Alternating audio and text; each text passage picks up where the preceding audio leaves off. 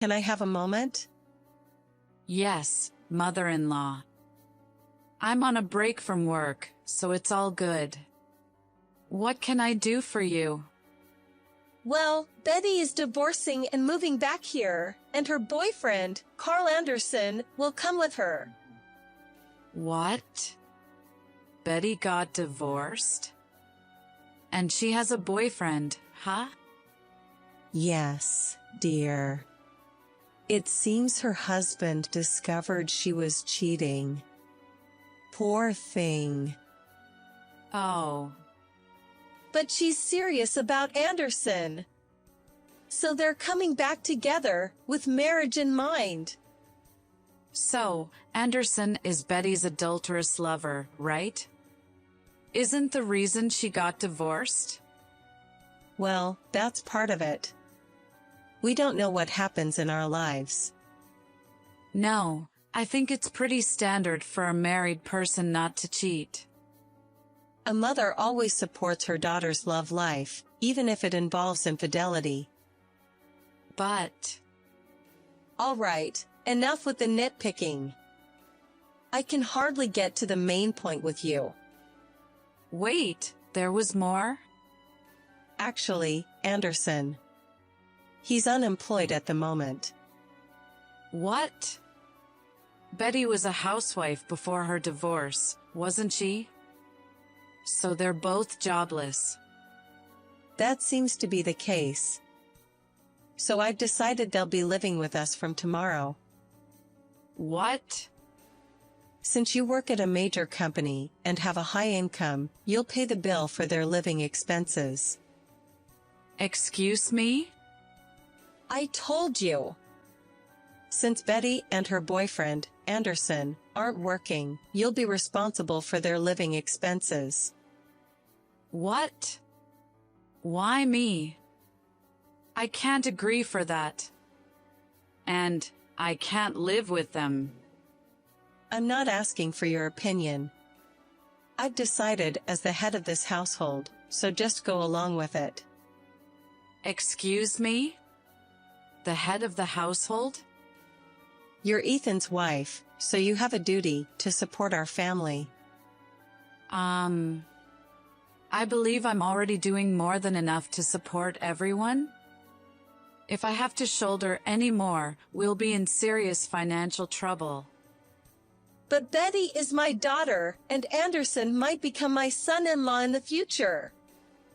I don't mind if they get married, but I think it's wrong for me to shoulder their living expenses and have them living with us. Do you want to divorce Ethan? He's my son, whom I raised. I'm sure he'll agree with me. Ethan isn't like that.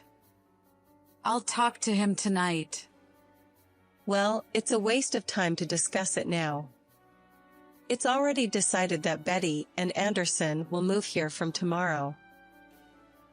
Ethan, we have a big problem while you're away on your business trip. Grace? What's wrong? Did something happen? Your mother told me this afternoon. Betty got divorced due to an affair, and it seems she's coming back here with her lover, a guy named Carl Anderson. And it looks like they plan to move in with us from tomorrow. What? Seriously? Yes, I'm serious. Furthermore, your mother told me I have to pay the bill for their living expenses. What? That's ridiculous. Right?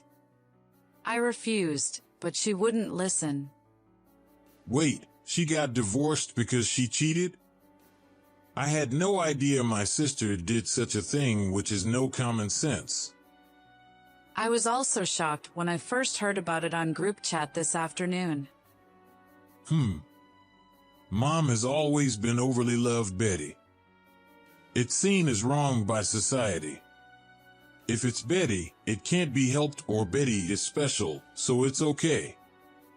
It's really troubling for us who should be advising her because we can't have a reasonable conversation. Ethan, you've had a hard time, haven't you? Well, yeah. My divorced father used to sigh every time something happened. I see.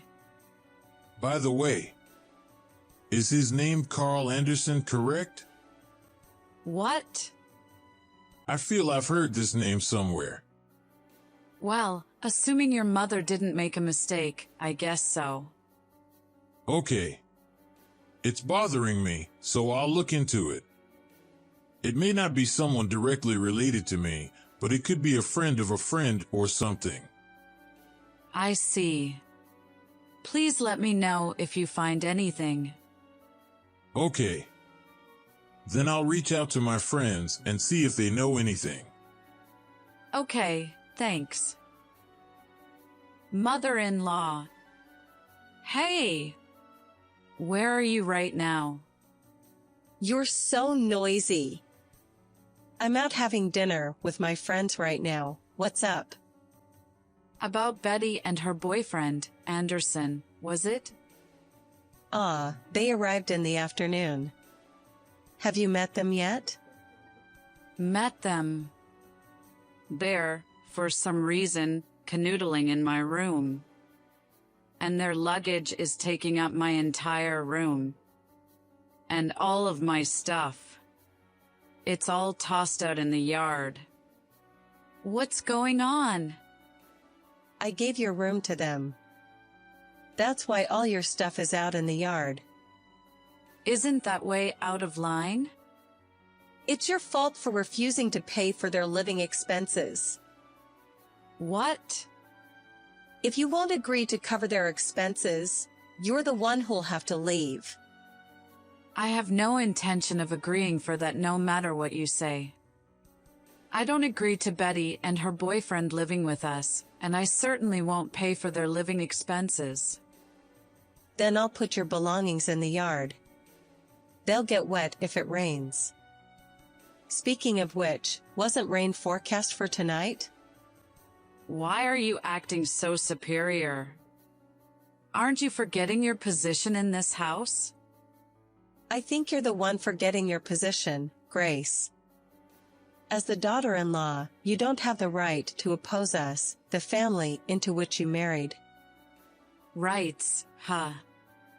Well, if you declare you'll pay for Betty and her boyfriend's living expenses, you're welcome to live in the garden shed. For you, who have no parents or siblings, no place to go back to, it's better than being thrown out of this house. Make your choice: either listen to what I say or leave my house. Ethan, are you on your way back now? Yeah, I'm in the bullet train. How are you going? If everything went as planned, Betty and Anderson would be at my parents' house from yesterday, right? Yes. And they've taken over my room. Wait, they took over your room? When I came home from work, all of my stuff was spectacularly tossed out into the yard. When I complained to my mother-in-law, she said she would let me keep my stuff in the garden shed if I agreed to pay Betty's living expenses. If you reject, I should leave. What? I want to ask my mother whether she's crazy. I'm really sorry for such a troublesome mother. It's not your fault, Ethan. Speaking of which, where were you last night? You surely didn't spend the night in the shed, did you? No, I stayed at a business hotel as expected. I rented a pickup truck and stored the stuff that was tossed out into the yard in a rented storage unit. I see, you got it. I'm sorry I didn't contact you sooner. I was so tired from moving the stuff that I just fell asleep. No problem. By the way, where's the hotel you stayed in? About a 6-minute walk from Station A. Can we meet at the south exit of Station A? I found out who Carl Anderson really is, and I want to report it to you. Really? After I get off the bullet train, I have to go back to work, but after I give my business trip report, I can leave for the day. I'm thinking of meeting up about 2 hours later. Got it. Can I wait downstairs at the south exit of Station A? Downstairs. Got it. See you later. Yeah, see you in 2 hours. Ethan, thank you for the report earlier. Sure, Grace. I have to say, I was surprised. Carl Anderson, he's really a dangerous man. Yeah, no kidding. When I remembered from a friend's story, I was surprised. Anyway, I'll be at the business hotel again tonight. Sure. I'll join you as soon as I'm ready. Grace, have you finally made up your mind? About what? Stop sulking in a shed and swear to quickly start paying Betty's living expenses. No matter how many times I'm told. I don't agree to pay for their living expenses, and I have no intention of doing so. You have to listen to me. I'm your mother-in-law. If you don't accept quickly, I'll make you divorce Ethan. Mom. Oh, Ethan. Good timing. Can you please also persuade Grace to be responsible for Betty and Anderson's living expenses? We've already left the house. What? You've noticed Grace's belongings have been moved out, haven't you? I also moved all of my stuff out of my room overnight, and now I'm with Grace. What? Where did you go? I can't tell you that. We've decided to cut ties. Cut ties. Why would you do such a thing? Because you've been tormenting Grace ever since she married into the family. Grace is my precious wife. There's no way I can just let that slide. I wasn't tormenting her. Grace was just being rebellious against our family, and she wasn't accepting Betty and Anderson. I was just trying to make her understand her position and convince her. Mom, do you know the true character of Carl Anderson? What do you mean by true character? He's just Betty's boyfriend, right? Wrong. Anderson is a man who stole my friend's wife. What? He's also been involved with several other married women, and after being sued for over $100,000 in damages, he's now in debt. In debt? I found this out when I looked him up because his name rang a bell. It's highly likely that Betty knows Anderson is this kind of man and is still dating him. The reason she brought Anderson into our house could be to help him hide from debt collectors. No way. Betty wouldn't do such a thing. And aren't you worried about your savings being targeted? What? Shouldn't you check just in case? Mom, you've told Betty about the money you received from Dad as part of your estate settlement and are keeping it at home in cash, right? Yes. I was thinking of it as my retirement fund. Having it at hand, I could actually see the money growing, and it motivated me. What if Anderson heard about it from Betty? Huh. Is your retirement fund all right? Retirement fund. My hidden savings. Surely not. Grace, help me. What's going on? The $30,000 I was saving in my drawer for my retirement is gone. What? When I asked Betty and Anderson about it, they said we used it as a housewarming celebration. That's terrible. Grace, help me. Isn't it strange for you to ask me for help? Perhaps it would be more worthwhile for you to urgently look for a job. But Grace, I am your mother-in-law. You should feel indebted to me for living together with you. This has been bothering me for a while. Living together, indebted, What are you talking about? Well, because you don't have any parents or siblings, so I'm living with you as a substitute mother and letting you take care of me. Indeed, I lost my parents and I was an only child, so I have no siblings.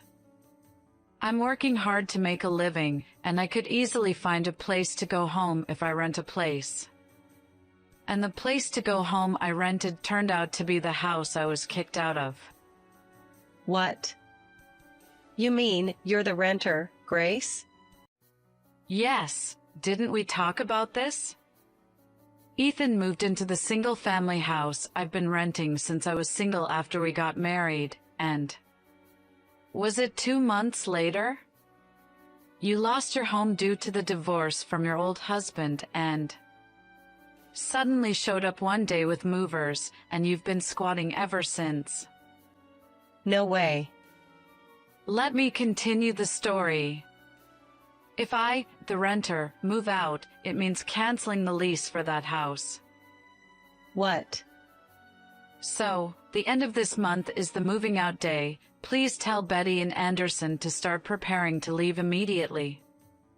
I can't do that. Where are we supposed to go? Even the $30,000 for my retirement was used up.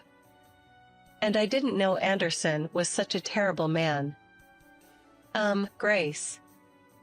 It's too late. Goodbye.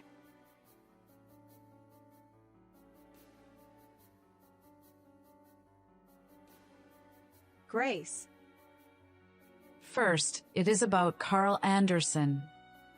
After revealing his deeds to the Ethan's friend whom he had stolen his wife, notifications were quickly spread to all involved parties. The next day, he, and strangely enough, Betty too, were taken somewhere in a black van. As the debt payments seem to be paying on schedule every month, it looks like things have turned out all right on that front.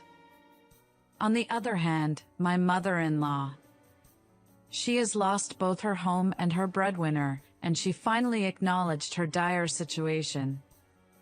To secure her basic needs, she managed to find live-in employment. However, seemingly she acts out by bossing around her colleagues who are younger than her and doing other inappropriate behaviors, so she's begun a countdown to being fired, yet she appears to have no clue about it.